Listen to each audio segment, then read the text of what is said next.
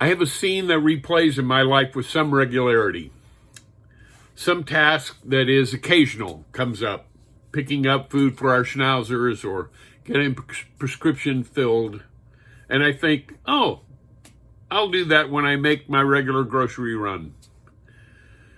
Since the two stores I like to go to in Guilford are both off the Boston Post Road, I have developed a routine that's made up of mostly right turns so I don't have to cross traffic. I've done it so often that it's muscle memory. You can probably see where this is going. The scene I keep replaying is I leave my house thinking, don't forget to go by the vet. Make my normal stops, and then come back home, pull in the driveway, bring my groceries to the house, and then think, I didn't come home with the dog food. I'm so used to my route that I have trouble making room for a new destination. Every time I play the scene, I'm aware of how hard it is for me to break set patterns, things I get used to. Perhaps you can relate. I had the privilege of sitting in on a webinar this week with Irish poet Padraig Tuama, entitled A Poet Reads the Gospels. One of the things he said was, we become so used to what we think is there in the Bible story, rather than actually reading the words on the page, that we miss what's written. I thought about how it takes conscious thought and intentionality for me to change my shopping route. I have a hard time seeing a new story when I'm on my way to buy bread and milk. How much harder, perhaps, then, to get out of my well-traveled ruts when it comes to reading the Gospels. I spent some time this week thinking about sermons I've heard and preached on these parables in Matthew 25, and I realized most of them focused on bridesmaids without oil and the one servant who buried the money. The sermons on the bridesmaids mostly ended up warning people that we needed to be prepared or we were going to be left out. The sermons on the servant far too often have used the wordplay of the word talent that I talked about to make Jesus' parable an affirmation of the Protestant work ethic. Though both of those stories may be ways to read the parable. I mean, I preached about being prepared for the unexpected last week, right? They are a bit like my forgetting to pick up the puppy food. They reflect more of what we're used to thinking rather than what's in the words on the page. One of the ruts we need to get out of, I think, is to assume that the power figure in a parable always represents God. For instance, in the parable about the bridesmaids, all of the women fell asleep waiting for the groom to come, all 10. When he finally showed up, only 5 of the bridesmaids had enough oil for the rest of the night. The others had to go find oil, and by the time they got back, the wedding party was in full swing. When the women knocked on the door, the groom said, "Truly I tell you, I do not know you." They were bridesmaids. Does that sound like God to you? If God's supposed to be the groom in the story? In today's parable, a wealthy man's embarking on a long trip and calls in 3 of his servants or slaves to tell them about his trip and to issue a challenge. He gives each of them a relatively huge amount of money.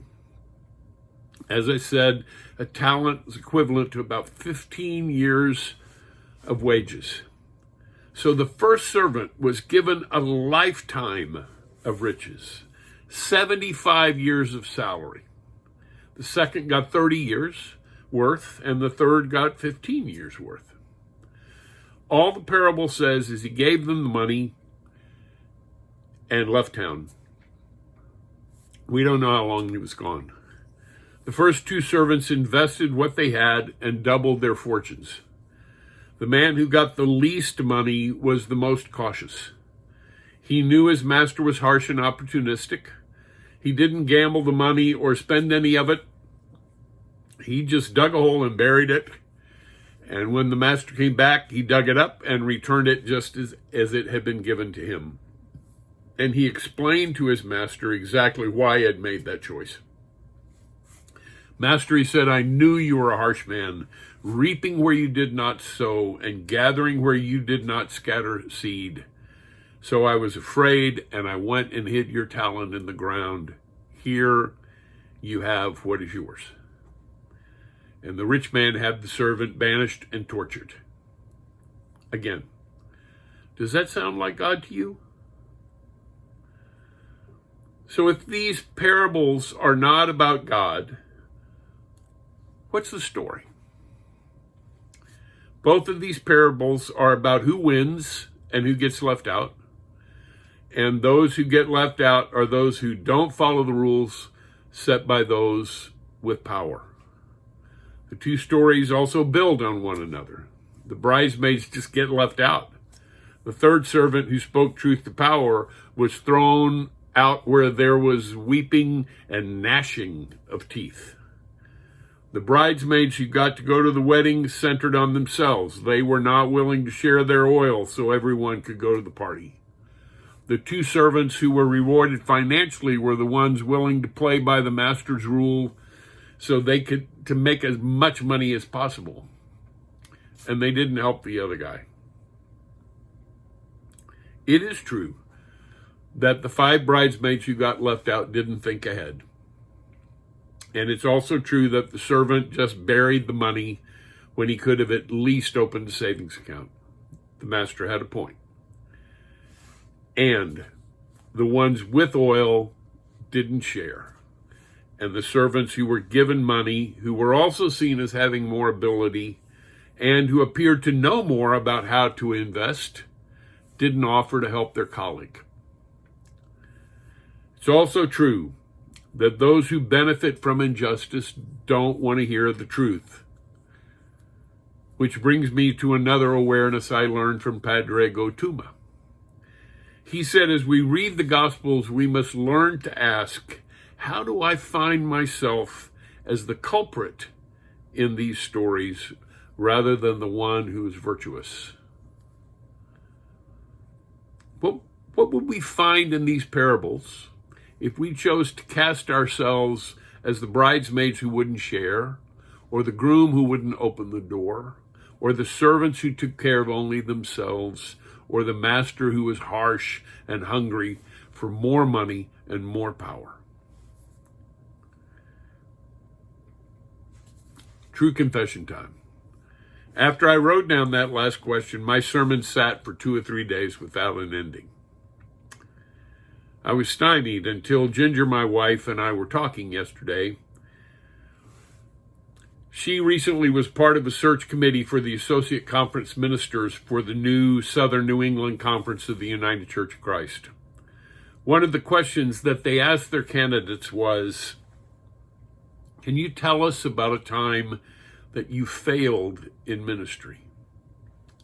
The interviews were over a couple weeks ago, but the question has hung with Ginger, and she spent a good bit of time this week reflecting on her 30 years in parish ministry, looking at failures and also looking for patterns to see what she could learn about herself and how she can keep growing as a person and a pastor. I love that. It's easy to see the third servant as a failure. The rich man thought he had less ability than the others, so he gave him less money to begin with. Then the guy did nothing with it. But it strikes me that the more compelling failure in the story is the rich man, because he could not bear that the servant had not made money, and even more, he was undone by the servant's explanation for his actions, which basically was, I didn't do anything because I was scared of you. The rich man's failure is more compelling because I can see myself in him if I'm willing to look beyond what I expected to find in the story. Actually, I can see myself in both of them. And that makes me want to write a new ending to the parable, because I think most of our failures do not have eternal consequences. They have consequences, don't get me wrong. but they're not eternal.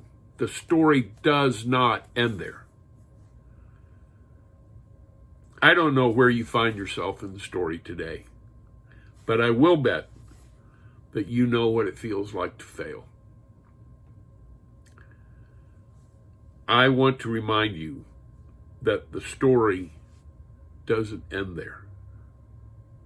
We have words beyond failure, words like hope and forgiveness, words like love and together, words like tomorrow, words like I'm sorry, words like let's try again. What's the story?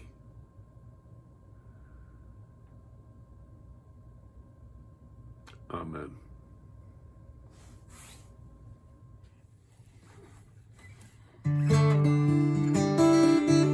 You say you see no hope. You say you see no reason we should dream that the world will ever change. You say that love is foolish to believe, 'cause there'll always be some crazy an army or a knife to wake us from this daydream, put the fear back into life.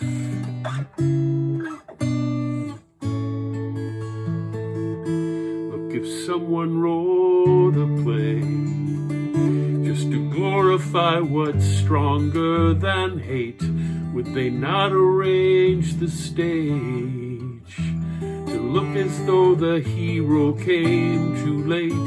We're almost in defeat. It's looking like the evil side will win, and on the edge of every seat, we're waiting for the whole thing to begin. It is love who mixed the mortar, and it's love who stacked these stones, and it's love who sets the stage here, though it looks like we're alone in this scene set in shadows, as if night is here to stay. There is evil cast around us, but it's love who wrote the play. This lifetime love will show the way.